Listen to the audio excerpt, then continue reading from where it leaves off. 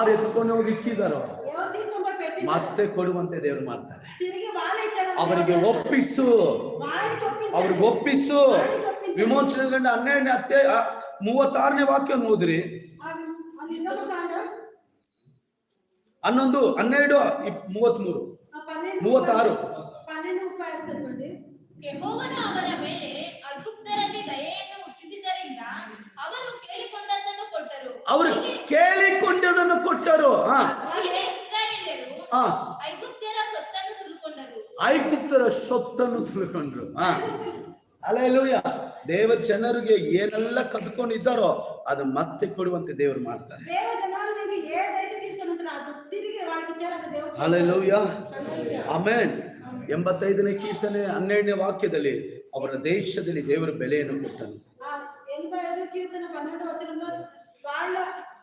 ಅವರ ದೇಶದಲ್ಲಿ ಬೆಲೆ